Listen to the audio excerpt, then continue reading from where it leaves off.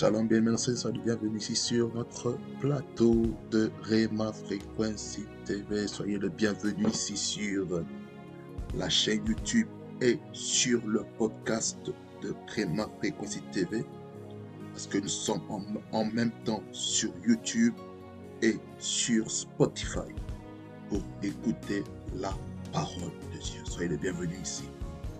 Si c'est votre première fois, que ce soit sur YouTube comme sur Spotify, en tout cas, je vous invite à vous abonner, à liker, à commenter les deux plateformes. Et je sais une chose, que Dieu va nous faire beaucoup du bien. Est-ce que vous êtes prêts à entrer avec moi dans la présence de Dieu? Amen. On va entrer pendant un petit instant. Et puis, allons switcher vers la parole de Dieu. Oh,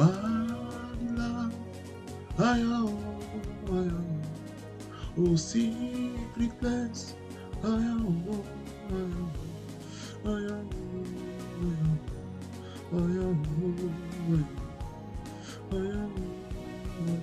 Jesus.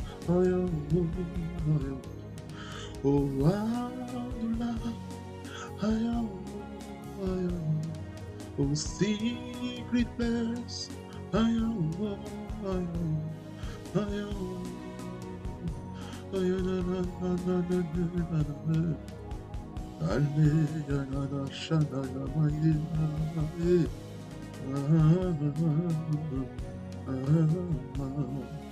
Seigneur, conduis-nous encore ce soir ou ce matin, pour le moment, dans les lieux secrets. Conduis-nous dans les lieux secrets, dans les places de paix. Conduis-nous dans les lieux secrets. Conduis-nous dans les lieux secrets. Le lieu secret, c'est là où est-ce que tu nous veux. Le lieu secret, c'est là où est-ce que tu nous veux. Kata krasta bayine lele broste krate yamane. Shikrata mana manelele sana brasto krete yamamba. Ikrata yabayasu. Anana broste. Anta krata yamamba. Wanta krata yamayina baye sonde. Anta krata yabastande. Anta krata yabroste. Kanaria Sania Nananade, Adura Mahai, Shakrataya Man, Yana Yamastana Yadara Broste, Holy Ghost power, Holy Ghost power, Holy Ghost power, King of glory, Lord. I give you all the praise and all the adoration, King of glory, Lord. You are here right now. Tu es là, Seigneur Jésus. Tu es là, Seigneur. Dans les lieux secrets, dans les lieux secrets, dans les lieux secrets, dans les lieux secrets, dans les lieux secrets, dans les lieux secrets, dans les lieux secrets, dans les lieux secrets. Oh my God, oh my God, oh my God. Que le ciel s'ouvre. Que le ciel s'ouvre, Carabres Teges. Que le ciel s'ouvre, Ezofada. Que le ciel s'ouvre, Meto Presteges. Que le ciel s'ouvre, Malo Braco to Lord. Que le ciel s'ouvre, Ezofada. Que le ciel s'ouvre, Ekrato Mikrato Bretegesta. Le ciel s'ouvre, le ciel s'ouvre, le ciel s'ouvre, le ciel s'ouvre, Ezofada. Le ciel s'ouvre, le ciel s'ouvre, le ciel s'ouvre. Oh my God, oh my God. Le ciel qui s'ouvre, le ciel qui s'ouvre. Holy Ghost power. Christo Prestegesta Baba. Le ciel qui s'ouvre, le ciel qui s'ouvre. Ezo Crotomanikaya. Le ciel qui s'ouvre. Bero Prestegesta. Mikrataya Mando. Kandora Prostegesta. Mande kroto, kamande kroto gai, mande kroti krabroto, kresto breto pretegesta. Holy Ghost power, Holy Ghost power, Holy Ghost power. Eso fakrides to brat kamanos to de gegesta. Oh God. Ayawo, ayawo. Aya, oh, aya, Jesus. Makrata yabos. Aya, oh, aya. Makrato bresto bre. Aya, oh, aya. Seigneur, glorifie ton nom. My God, oh my God, oh my God, oh my God. Oh krataya asobradi. Oh klostobre kagababoska. Oh my God, oh my God, oh my God. Kalala brosto geke kapabosogra. Merci pour ta parole qui est la vérité. Merci cette parole qui va faire du bien maintenant. Oh God. Oh, l'atmosphère prophétique qui est déjà présente. Kalala rosso. Korabastanta. Koriamas sogroto kabababa. Alléluia. Merci Seigneur Jésus de glorifier ton nom. Merci de oindre encore ton serviteur. Et kratababo sogra. Et krastababodo krestobre. Oh, man, my integrity God. Elohim Adonai. Holy Ghost power. Take your place in this place. In Jesus' name. Gross tababa. Merci pour ta présence qui me fait beaucoup du bien. Merci toi le Dieu des esprits des prophètes. Karias Dobre. Kandabras Tagababa. Merci Seigneur Jésus. Louange, honneur, majesté revient toi le prince de paix. Au nom de Jésus. Amen. Aïe. Aïe, aïe, aïe, aïe, aïe, aïe, aïe, aïe. Bien-aimé dans le Seigneur. Oh my God. Bien-aimé dans le Seigneur. Oh, God. Hey, ya, ya, ya, ya. Oh, oh, oh, oh, oh, oh, oh. Vous savez, il y a de ces atmosphères hein, qui est vraiment propice au prophétique. Et il y a des atmosphères qui sont propices au prophétique, bien aimé. Il y a des atmosphères propices au prophétique. Oh God, Carabrosta, il y a quelque chose qui est en train de bouillonner en moi. Il y a quelque chose qui est en train de bouillonner. My God.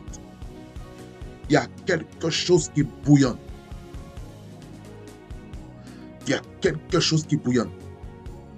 Vous savez, il y a ces atmosphères. Lorsque vous demeurez là-dedans, ça vous transporte. Ça ne vous laisse pas indemne. Ça ne vous laisse pas tranquille. My God. Ça ne vous laisse pas tranquille. Ça ne vous laisse pas tranquille. Et pendant que je suis en train de vous parler, mon esprit est troublé. Parce que ce message-ci aujourd'hui va nous faire comprendre comment l'atmosphère prophétique se crée. Comment la développer. Parce qu'on se pose la question, mais comment avoir cette culture prophétique dans sa vie? Qu'est-ce qu'il faut faire pour se connecter prophétiquement à la fréquence du ciel? On se pose la question souvent, my God, on se pose la question, mais Seigneur, comment les prophètes font-ils pour développer cette culture, cette atmosphère prophétique? Comment les adorateurs font pour cultiver l'atmosphère prophétique? Comment ceux qui sont dans le ministère de la parole ou le ministère de louange, d'adoration, comment ils font pour développer l'atmosphère prophétique? Et là, aujourd'hui, je vais vous expliquer vraiment cette thématique qui va avec le thème général de ce mois qui est comprendre le prophétique. Et moi, j'aimerais m'attarder sur comme sous-thème le développement de l'atmosphère prophétique. Parce que nous avons déjà placé les bases sur ce que c'était le prophétisme, ce que c'était le prophétique, ce que c'était le don de prophétie, que j'avais déjà abordé le mois dernier, et le ministère de prophète, ce que je vous avais parlé. Et ici, je vais vraiment entrer dans la première définition de notre introduction sur le prophétisme. Mais là, vous voyez, ici, il est marqué le développement de l'atmosphère prophétique. Parce que le prophétisme provient d'une atmosphère, provient d'un mouvement, ça provient de quelque part. Le prophétisme, il y a une mentalité qui est transférée. Il y a quelque chose qui impacte les vies. Il y a quelque chose qui ne laisse personne insensible. Et le prophétique ou le prophétisme fait en sorte qu'il y a maintenant un peuple qui cultive en eux la mentalité prophétique, le caractère prophétique, les dons prophétiques, le ministère prophétique, les actes prophétiques. Mais ici, ils en ont plus attardé sur le développement de l'atmosphère prophétique. Parce que vous devez savoir que pour comprendre l'atmosphère prophétique, il faut savoir comment la développer, comment la cultiver, comment la mettre en pratique, comment la mettre en exergue dans notre vie. Nous allons lire notre texte de 1 Samuel chapitre 10, versets 5 à 7 et 10 à 13. Voici ce que la parole de Dieu dit. Après cela, tu arriveras à Gibea Elohim, où se trouve une garnison de Philistins. En entrant dans la ville, tu rencontras une troupe des prophètes, descendant du haut lieu, précédés du luth, du tambourin, de la flûte et de la harpe, et prophétisant eux-mêmes. L'Esprit de l'Éternel te saisira, tu prophétiseras avec eux, et tu seras changé en un autre homme. Lorsque ces signes auront eu pour toi leur accomplissement, fais ce que tu trouveras à faire, car Dieu est avec toi. Verset 10 jusqu'à 13. Il dit ceci. Lorsqu'ils arrivèrent à Gibea, voici une troupe de prophètes vint à sa rencontre. L'Esprit de Dieu le saisit et il prophétisa au milieu d'eux. Tous ceux qu'il avait connus auparavant virent qu'il prophétisait avec les prophètes. Et l'on se disait l'un à l'autre dans le peuple. Qu'est-il arrivé au fils de Kis? Saül est-il aussi parmi les prophètes? Quelqu'un de Gilbert répondit. Et qui est leur père? De là le proverbe. Saül est-il aussi parmi les prophètes? Lorsqu'il eut fini de prophétiser, il se rendit au haut lieu. Quelqu'un dit Amen. Là où est-ce qu'il est? Et on peut acclamer le Seigneur sans le commentaire de qui que ce soit. Alors, le développement de l'atmosphère prophétique. Qu'est-ce qu'un développement, bien aimé? Le développement est le fait qu'une chose progresse, s'accroît et prend de l'importance. Le développement a pour finalité l'expansion et l'essor dans chaque domaine. Donc, il faut comprendre que le développement va nous pousser à grandir, à s'accroître. De la même manière, naturellement, un enfant, lorsqu'il naît, un enfant né du sein de sa mère, il y a un développement physique, un développement immunitaire, un développement au niveau de sa corpulence, au niveau de son système d'alimentation dans son corps. Par exemple, une personne qui est dans le secteur des finances, il doit développer les capacités, les compétences dans ce domaine. Ça demande un développement. Le développement, on le manifeste par la formation. Donc le développement, il y a plusieurs choses qu'on doit prendre en compte. Il y a le développement intellectuel, ça veut dire par là quoi on a engagé son cerveau à se développer, à développer des capacités qui n'ont pas encore été exploitées. Il y a le développement émotionnel. Là, on appelle ça l'intelligence émotionnelle. Il y a le développement d'un point de vue d'une entreprise. Il y a le développement au niveau politique, le développement de la nation, le développement écologique, le développement dans tous les secteurs qu'on peut trouver. Il doit y avoir un développement, il doit y avoir un progrès. Le but du développement, c'est d'amener la croissance, l'expansion, ça veut dire qu'on doit s'élargir. Il y a l'extension, il y a l'expansion. Donc c'est en quantité et en qualité. Mais dans notre contexte, maintenant Seigneur, on est en train de parler de la croissance, l'expansion de la culture et l'atmosphère prophétique dans l'Église. Ça veut dire par là quoi, dans l'Église, dans certaines assemblées, on n'enseigne peut-être pas sur le prophétisme. Il y a certains endroits, on enseigne sur le prophétisme, sur le prophétique. Et ces églises-là, maintenant, ont commencé à cultiver en eux la mentalité prophétique pour aller de l'avant. Le prophétisme. C'est ça qu'il faut un développement, il faut une culture, il faut une tradition. Il faut comprendre les principes qui régissent l'atmosphère prophétique. Ça veut dire par là quoi? Une église doit apprendre à grandir. Elle doit grandir spirituellement. Elle doit apprendre à comprendre les enjeux prophétiques qu'il y a dans l'église. Et quand nous parlons d'atmosphère, qui est le deuxième mot de notre thématique, ici nous sommes en train de parler en fait du milieu dans lequel on vit. Nous sommes en train de parler aussi de considérer par rapport à l'influence qu'il exerce sur les êtres qui y vivent. C'est-à-dire par là quoi? Chacun d'entre nous, nous vivons dans un environnement. Nous vivons dans un milieu.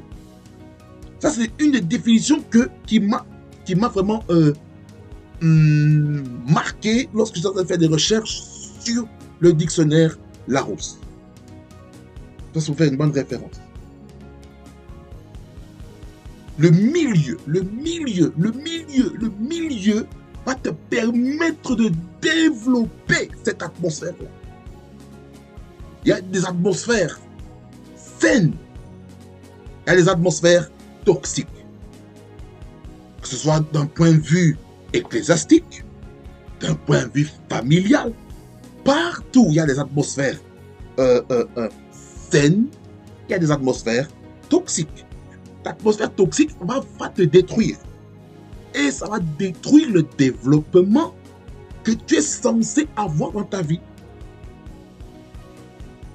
Il y a certaines atmosphères qu'il faut fuir, qu'il faut quitter et aller dans une autre atmosphère qui va amener en toi la paix mentale.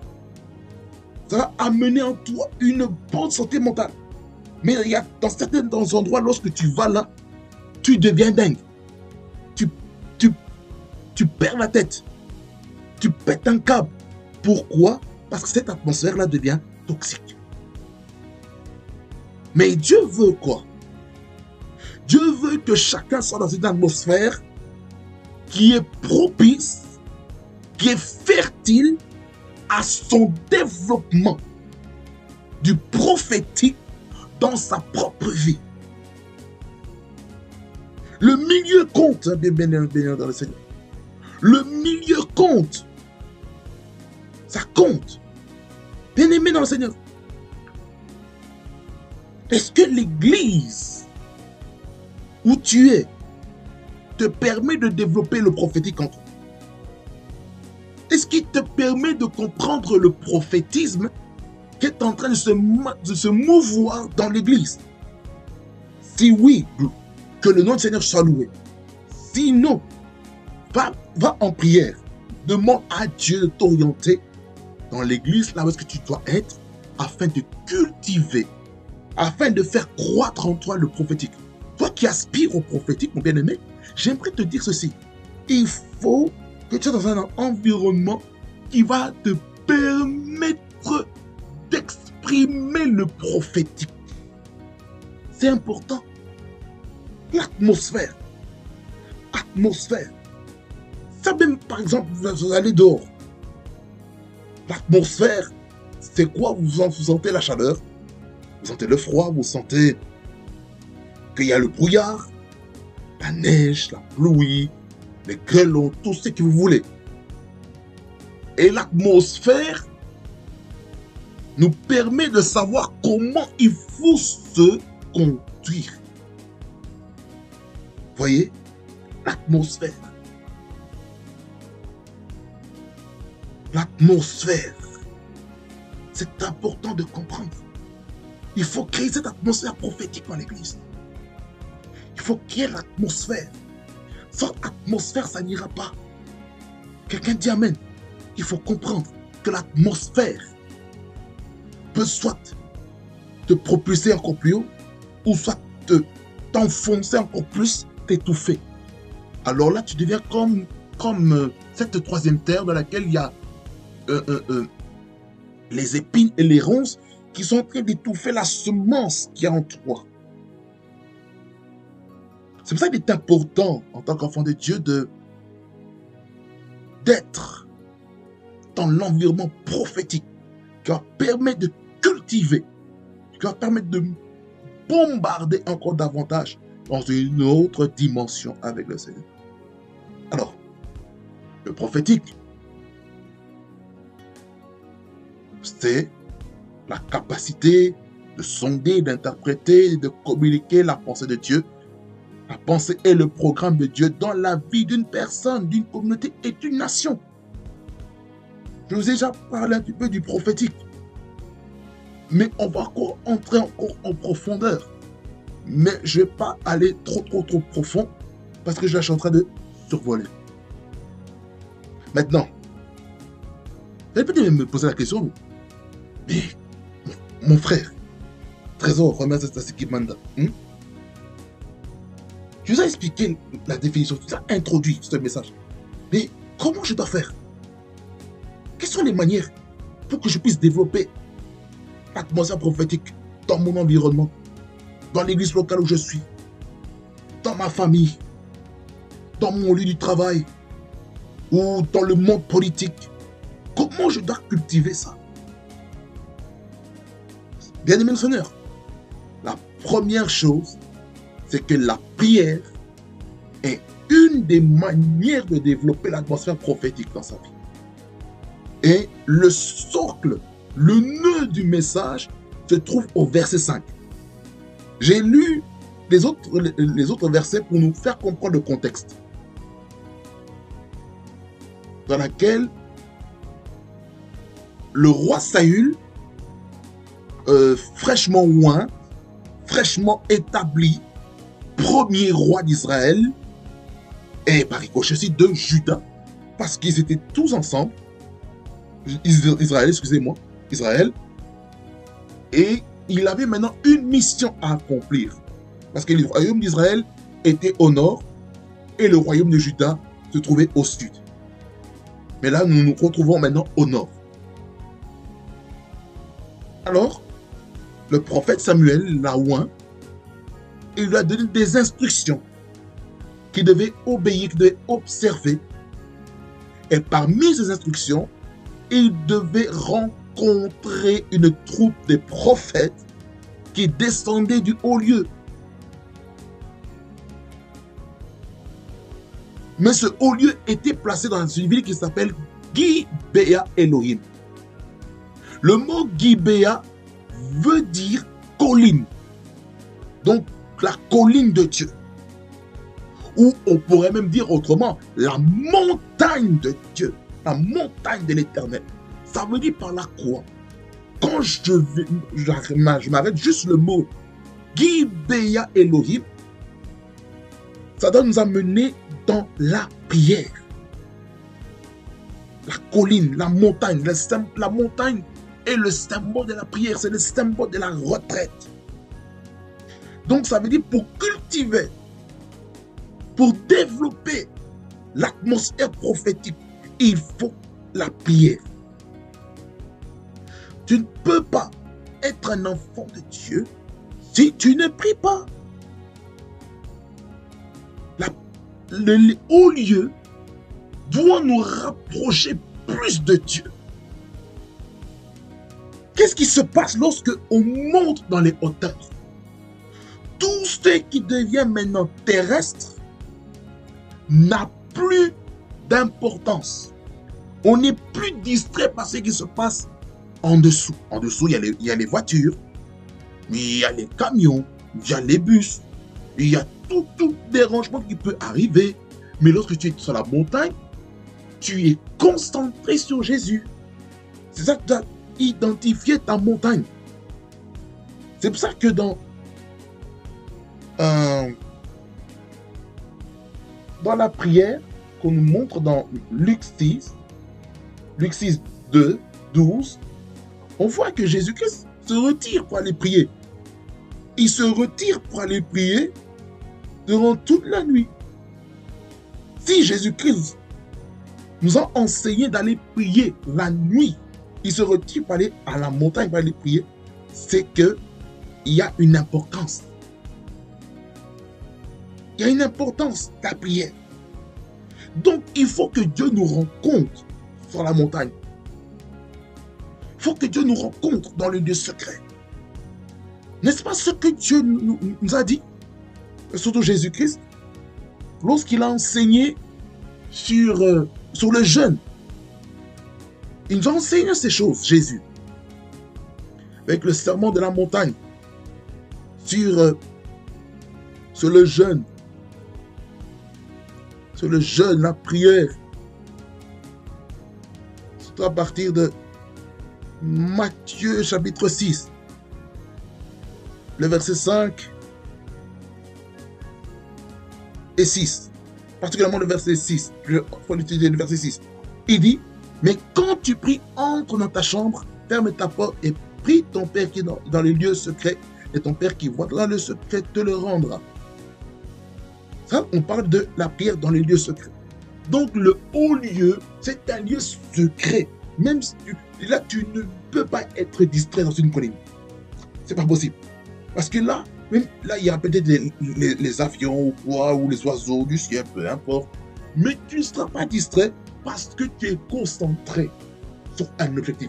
Tu veux rencontrer Dieu, tu veux le rencontrer, et maintenant, tu dois être concentré. Donc, cette prière-là doit être faite avec un bon cœur. Écoutez-moi bien.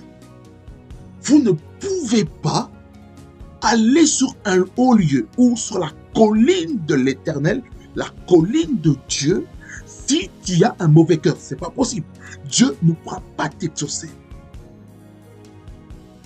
Tu ne peux pas, écoutez-moi bien, vous ne pouvez pas être dans un groupe de prière si votre cœur n'est pas là. Tu ne peux pas, écoutez-moi bien, tu ne peux pas prier. Tu ne peux pas prier si tu as un problème avec ton prochain. Cette prière-là, elle est nulle, elle est non avenue.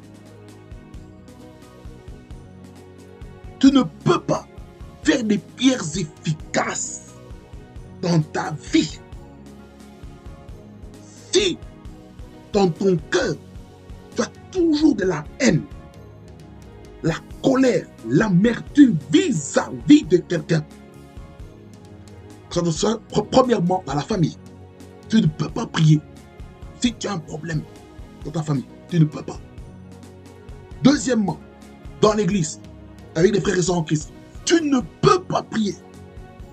Tu ne peux pas prier si tu as un problème. Le Saint-Esprit va te dire, va résoudre le problème avec telle personne. Mais toi, dans ton cœur, à cause de la haine, à cause de l'âge de guerre, tu te dis maintenant, moi, je ne pardonnerai pas cette personne jusqu'à la mort. Mais mon gars, ma bien-aimé, tu sais, je dis une chose. Hein. Si tu restes dans cette chose pendant longtemps, tu vas éteindre la voix du Saint-Esprit. La Bible nous fait comprendre deux réalités par rapport à l'Esprit de Dieu. La première réalité, c'est attrister le Saint-Esprit. On attriste le Saint-Esprit par notre comportement, par notre conduite. Et tu prononces le nom de Dieu. Tu as éteint la voix de l'Esprit. Tu as éteint le Saint-Esprit. Tu as éteint l'intimité avec le Saint-Esprit à cause de ton mauvais comportement qui a perduré. Parler mal des autres attriste le Saint-Esprit. Être un hypocrite dans la famille attriste le Saint-Esprit. Avoir la méchanceté dans la famille, ça attriste le Saint-Esprit. Il est triste. Il n'a même plus envie de te parler. Et tu pries. C'est un crime. Tu ne peux pas avoir une vie de prière efficace si dans ton cœur tu as encore de la haine vis-à-vis de quelqu'un. Tu ne peux pas. Tu ne peux pas prier efficacement si dans ton cœur tu n'as pas libéré les captifs dans ton cœur. Les captifs, je parle, ce sont les personnes qui t'ont offensé. La Bible déclare que si tu pardonnes les offenses de ton prochain, Dieu le Père te pardonnera. La Bible déclare, elle est claire dans Matthieu 6. Matthieu 6, le verset 14, il dit, si vous pardonnez aux hommes leurs offenses, votre Père céleste vous pardonnera aussi. Verset 15. Mais si vous ne pardonnez pas aux hommes, votre Père ne vous pardonnera pas non plus vos offenses. Vous voulez que Dieu vous pardonne, hein? Alors toi, mon bien-aimé, ma soeur, pardonne. Mais si toi, tu ne pardonnes pas, si toi, tu demeures dans la colère, dans la jalousie, la méchanceté, la méthune, tu restes dans tes retranchements, tu restes dans la méchanceté, dans la farouchité des choses. Tu restes dans l'iniquité dans ton cœur vis-à-vis de quelqu'un. Toi qui vis dans la sorcellerie dans ton cœur, en pensant du mal de ton prochain, tu dois te repentir. Si tu ne te répands pas, je parle comme prophète ici, si tu ne te répands pas, il y a un jugement divin qui viendra sur ta personne. Et si tu ne fais pas attention et que tu es peut-être un parent quelque part, j'aimerais te dire, tu vas attirer la malédiction sur tes enfants. Écoutez-moi bien, les enfants vous regardent, chers parents, ils vous regardent la manière dont vous comportez. Ils vous regardent. Et maintenant, vous allez laisser maintenant le diable remplir les cœurs de vos enfants. Et maintenant, vos enfants, lorsqu'ils vont atteindre l'âge de 12 ans, ici en Europe, c'est déjà le signe de la crise d'adolescence. Les enfants, ils ne vont plus vous obéir, ils ne vont plus vous écouter. Pourquoi? Parce que vous-même, vous avez ouvert des portes à l'ennemi. Vous avez laissé la haine, la colère, la rage monter. Je vous dis la vérité. Écoutez-moi bien. Les conflits entre parents, si les enfants voient ça, ça fait entrer en eux l'esprit de la rage, l'esprit de la colère, l'esprit de la haine. Et maintenant, on se pose la question, pourquoi mon fils ou ma fille ne me parle pas? Parce que vous sortez des venins serpentins qui vont empoisonner leur cœur, qui vont les tuer, qui vont les asphyxier. Et vous voulez que Dieu exauce les prières? Non, ce n'est pas possible. C'est pourquoi vous-même, vous devez prier, demander au Seigneur, Seigneur, pardonne-moi pour les péchés que j'ai commis, qui ont ouvert des portes dans la vie de mes enfants. Si vous ne faites pas ça, j'aimerais vous dire, ces prières-là ne pourront pas cultiver en vous le prophétique. La haine, la méchanceté est un tueur du prophétique.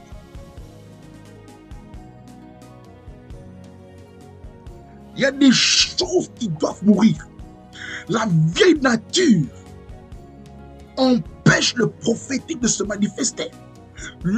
Oh my God, les ressentiments, les mauvais ressentiments vis-à-vis des gens, ça détruit le prophétique. Le doute détruit le prophétique. Oh my God, l'incrédulité tue le prophétique. Ça, c'était pas prévu. Mais je parle sous l'inspiration de cet esprit maintenant. Il y a des choses que certaines personnes font qui détruisent le prophétique en eux. Vous ne pouvez pas être un chrétien. Vous ne pouvez pas être un enfant de Dieu si vous-même, vous n'avez pas appris à pardonner les autres. Le pardon. Le pardon. Dieu te parle. Dieu te parle. Il te dit pardonne. Il te dit de pardonner ton frère. Il te dit de pardonner ta soeur. Il te dit de pardonner ton prochain. La Bible déclare, aime ton prochain comme toi-même. C'est le grand commandement. Le premier, c'est quoi? C'est que tu aimeras l'Éternel ton Dieu de tout ton cœur, de toute ton âme, de toute ta force et toute ta pensée. Ça, c'est la relation que vous avez entre Dieu et vous. Et la seconde, c'est la relation avec votre prochain. Ces deux choses, ça c'est la forme de la croix. La croix, c'est comme ceci. Les bras tendus comme ça, à l'horizontale, c'est la relation entre prochains. Et la partie verticale, c'est la relation entre vous et votre Créateur. Donc, ça veut dire que Jésus-Christ est venu accomplir le grand commandement sur la croix. Car Jésus-Christ, il est le sacrifice et il est l'offrande. Jésus-Christ a accepté d'être immolé à la croix. Il s'est offert, le Père l'a sacrifié. Parce que Jésus-Christ était le doulos. Le doulos est le desmios du Père. Doulos, c'est le serviteur, esclave. Et le desmios, c'est le prisonnier du Père. La prière. La prière. La Bible nous veut que nous puissions nous affectionner aux choses d'en haut et ne pas se préoccuper sur les choses terrestres. Colossiens 3:2. Écoutez, encore sur la montagne, qu'est-ce qui se passe? Qu'est-ce qui se passe encore sur la montagne? Ce qui se passe sur la montagne, c'est que Pierre, Jacques et Jean ont expérimenté, ont vécu une chose qui les a troublés. Vous savez, c'est quoi? C'est la transfiguration de Jésus. Selon Matthieu, chapitre 17, versets 1er à 9. Et puis, il y a encore d'autres passages dans Marc et dans Luc qui nous parlent encore de la transfiguration. Et dans cette transfiguration glorieuse, on voit Moïse, on voit Élie, les deux prophètes qui ont eu de l'impact. Moïse, le libérateur des nations, Élie qui est venu confronter les divinités païennes, les divinités occultes, sorcellerie, tout ce qu'il faut. Et ces choses ont amené des combats dans la vie de Moïse, dans la vie d'Élie. Élie, c'est le feu, Moïse, c'est l'eau. Alors,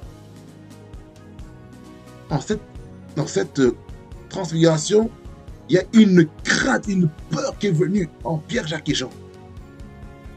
Et ça les a amenés à tomber même comme s'ils étaient morts. Mais au final, Jésus les a touchés pour leur donner de la force. Alors, bien-aimés, verset 9. Chaque enfant de Dieu doit se retirer pour aller prier, cultiver le prophétique. La deuxième chose qui permet de développer l'atmosphère prophétique dans notre environnement, c'est la louange et l'adoration. Regardez dans notre texte de base, toujours ça c'est 1 Samuel 10, le verset 5. On voit ici dans la deuxième partie, je dirais même la troisième, parce que la deuxième partie, on parlait du fait que Saül devait rentrer dans la ville de Gibéa Elohim pour rencontrer une troupe de prophètes qui venaient d'où? Du lieu de la prière, au lieu. Mais ce qui m'interpelle, c'est que l'atmosphère prophétique, le prophétique, était précédé par la louange et l'adoration. Ça veut dire ceci, hein? La louange et l'adoration est importante, elle est capitale dans l'église. Une église qui n'a pas de moment de louange et d'adoration durant son culte est en train de détruire le culte. Il faut la louange et l'adoration, il faut les combiner de deux. Ça va permettre de préparer les cœurs à recevoir la parole prophétique. Cela requiert aussi pour vous qui venez à l'église ou qui écoutez des messages sur YouTube ou sur Spotify, dans notre cas maintenant, c'est que vous devez d'abord vous-même vous préparer dans la prière avant de venir à l'église. Je veux dire quelque chose. Il m'arrive parfois de ne pas prier avant d'aller à l'église. Peut-être la veille, je n'ai peut-être pas le temps de prier. Alors, qu'est-ce que je fais? Pour aller à l'église, pendant que je conduis la voiture, ce que je fais, dans la voiture, je kabash. Je shikaba roko bababe. Je prie en langue afin de conditionner mon esprit à être ouvert afin de recevoir la parole de Dieu. Et pourquoi lorsque vous conduisez pour aller à l'église, vous ne devez pas être distrait. Vous devez être concentré. Vous devez prier. C'est-à-dire que, Seigneur, je vais dans ta maison. Seigneur, donne-moi une parole qui va me donner des directives par rapport à ma vie. Il faut prier. Il faut prier pour l'orateur qui va prêcher la parole. Tu ne connais pas, tu le connais peut-être pas, ou peut-être tu le connais. Si tu connais la personne, tu pries pour ton pasteur. Tu pries pour le prophète, l'apôtre, l'évangéliste, le pasteur, le docteur, l'évêque, ou l'archevêque, ou le cardinal, peu importe, le pape, peu importe. Tu pries pour lui, afin qu'il soit conduit par le Saint-Esprit lorsqu'il va prêcher la parole. Il se peut que le mot que Dieu a réservé pour toi se trouve à l'introduction. Peut-être toi, tu as besoin d'une parole. Peut-être ta parole à toi se trouve durant le développement du premier point. Pour notre personne, la réponse va se retrouver au deuxième point. Pour notre personne, ça va se retrouver au troisième point. Pour notre personne, la réponse va venir au travers d'un exemple. Un exemple peut-être qui permet de s'identifier à la personne. Voilà pourquoi, lorsque nous prêchons, nous les prédicateurs, c'est que nous devons aussi vous dire, nous devons être aussi vulnérables vis-à-vis de vous. En disant, voilà, dans tel domaine, j'ai des faiblesses là-dedans. Et là, le peuple de Dieu qui écoute cette parole en disant, ok, même lui aussi, il a un souci, mais il se bat tous les jours. Va donner du poids afin que les autres puissent mettre en pratique la parole. Voyez, c'est ça que je vous dis, qu'il m'arrive souvent de manquer quelques moments de prière. Parfois je prie, parfois je ne prie pas. Mais je sais une chose, que ces choses-là, en réalité, ce sont des combats spirituels. Il y a des personnes qui ne prient pas parce qu'ils sont combattus. Parce qu'ils ont une grande destinée. Je parle en connaissance de cause. Il m'est arrivé que le diable m'ait résisté à prier. Le diable m'a résisté dans la prière.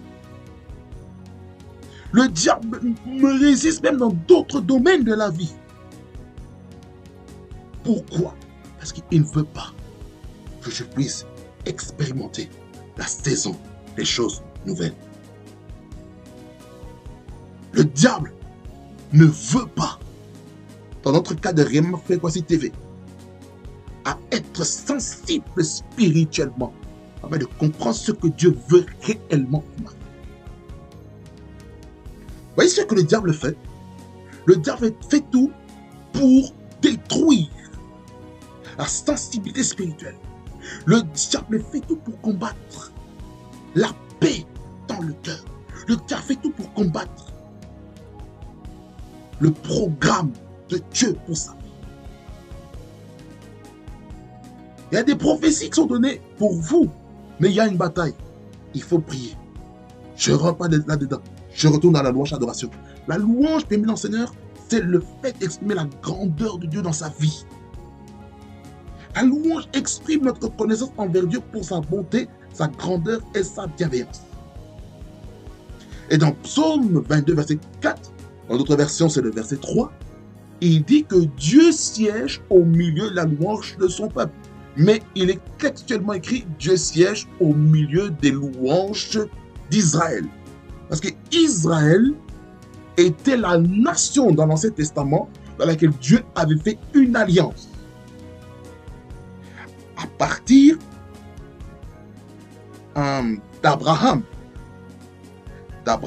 il y avait déjà la promesse d'alliance avec Israël. Parce que Israël est né au travers de la succession patriarcale à partir d'Abraham qui a été transféré sur Isaac et d'Isaac vers Jacob. Jacob qui a marqué la bénédiction, mais au final, Dieu a changé son identité de Jacob en Israël. De surplanteur à vainqueur de Dieu. Et de vainqueur de Dieu est sorti les 12 tribus d'Israël. Et dans cette tribu-là, maintenant, dans la tribu de Juda, est né David. C'est la tribu de Juda qui est né aussi notre Sauveur Jésus-Christ. La louange. Là, je vous explique un petit peu le contexte, un petit peu historique d'Israël pendant un petit instant. Et dans Psaume 100, verset 4, il nous encourage en fait à entrer dans sa présence avec des louanges. Il dit, entrer dans ses parvis avec des louanges. Psaume chapitre 100, verset 4, il dit, ou le verset 3 dans d'autres versions, il dit, au verset 4 ici, dans notre cas, entrez dans ses portes avec des louanges, dans ses parvis avec des cantiques, célébrez-le, bénissez son nom. En fait, le contexte de Psaume 100, c'est de nous amener dans la louange. Donc, il faut comprendre que dans la louange, il y a une attitude de joie et d'allégresse. Mais là, je ne vais pas entrer vraiment en profondeur sur les attitudes à avoir pendant le temps de louange et d'adoration. Mais par contre, l'adoration, qui vient du mot proskuneo du grec, qui fait comprendre que d'une attitude de révérence, de respect, d'honneur, de révérence qu'on doit avoir devant Dieu, devant une autorité suprême, devant une personne qui a de la valeur devant nous. Et cette attitude se manifeste dans le contexte judéo-chrétien par le fait de se prosterner, de se mettre à genoux. C'est pour ça que à certains moments, lorsqu'on adore le Seigneur et qu'on est tellement connecté, on se met à genoux devant Dieu. Certaines personnes sont à quatre pattes comme ceci, en train d'adorer Dieu. Pourquoi? Parce que c'est une attitude. C'est un message. Parce que chaque attitude, chaque position dans l'adoration exprime un message devant Dieu. Donc l'adoration nous pousse à respecter Dieu. Dans Jean 4, versets 23 et 24, vous le savez très bien, il nous parle il dit que l'heure vient déjà venue où les vrais adorateurs adoreront le Père en esprit et en vérité. À cela, les vrais adorateurs que le Père demande, pour d'autres versions, on parle que le Père recherche. Car Dieu est esprit, verset 24. Et il faut que ceux qui l'adorent en esprit et en vérité. Et ça, à un autre moment, je vous parlerai vraiment de cette expression, l'adoration en esprit et en vérité, à un autre moment. Là, je vais entrer vraiment en profondeur. Voilà, en profondeur par rapport à ce texte. Alors, bien mentionné, dans 1 Samuel, chapitre 10, le verset 5 que nous avons lu, on voit déjà les différents instruments de musique qu'il y a. Il y a le luth, il y a la harpe, il y a le tambourin, il y a la flûte, la harpe et tout ça, qui est en train d'être joué. Et je vous parlerai la prochaine fois sur la symbolique de ces instruments de musique. Je vous parlerai de ça. Nous allons rester un peu sur ce texte-ci, de 1 Samuel 10, verset 5. Il y a beaucoup de choses à dire par rapport à ça. Mais pour ne pas abuser de votre temps, je vais m'arrêter ici pour le message, parce qu'il y a quelque chose de fort qui doit être dit. Parce que Dieu a des choses à nous dire. Alors, bien mentionnaires, pour conclure, nous avons vu depuis le début de notre message la définition des termes concernant le développement, l'atmosphère et le prophétique. Avec le développement, ça a pour but d'amener une croissance, une expansion et l'essor dans l'atmosphère prophétique.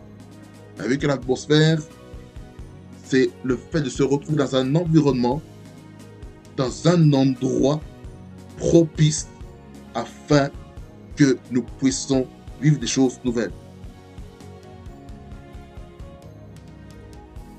Et que là, dans cet environnement, il y a des réalités qui se trouvent là-dedans. Troisièmement, dans le prophétique, qui a 3 buts.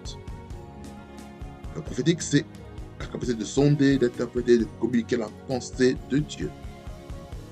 Et puis, nous avons vu les différentes manières de développer l'atmosphère prophétique. C'est premièrement par la prière, qui nous fait vraiment comprendre que la prière, vraiment, dans le haut lieu, nous pousse vraiment à nous connecter, à être concentrés sur Jésus, l'auteur et le consommateur de notre foi, et qu'il y a une attitude dans notre cœur qu'on doit avoir si on veut que notre prière ait de l'efficacité, en ne gardant pas la méchanceté, la haine, l'amertume dans son cœur. Et dernièrement, nous avons vu la louange et l'adoration. Nous avons vu un petit peu ce que c'était en survolant un petit peu de manière générale, sans pourtant aller in-depth pour éviter de saturer le message. Alors, bien messieurs, que ça vous bénisse, abondamment, et on se voit au prochain épisode où nous allons encore, nous allons parler maintenant de l'adoration prophétique. L'adoration prophétique. Là, je vais vous montrer un petit peu par rapport à 1 Samuel chapitre 10, verset 5. On va rester là encore pour comprendre les choses. Maintenant, les symboliques au niveau des instruments de musique. Qu'est-ce que ça symbolise dans nos vies? Amen. Ça vous fasse beaucoup du bien. Seigneur, merci pour ta parole qui est la vérité. Tu nous as parlé de manière claire et précise. Merci parce que ce message a été bénéfique pour quelqu'un. Je prie que quelqu'un soit touché, visité de manière particulière au nom de Jésus. Louange, honneur et majesté reviennent pour le guide parfait. Au nom de Jésus. Seigneur, que cette parole soit scellée dans le cœur de chacun et que le diable ne vole point cette parole. Au nom de Jésus, je sais prier. Amen. Et le Seigneur, que ça vous plaise abondamment, fasse beaucoup du bien. Et nous restons ensemble en Jésus-Christ, notre Seigneur, parce que Dieu est avec nous. Allez, soyez bénis en Jésus-Christ, nous sommes ensemble. Vraiment, soyez sur TV, le réseau de la gloire de Dieu. Soyez bénis au nom de Jésus-Christ, notre Seigneur.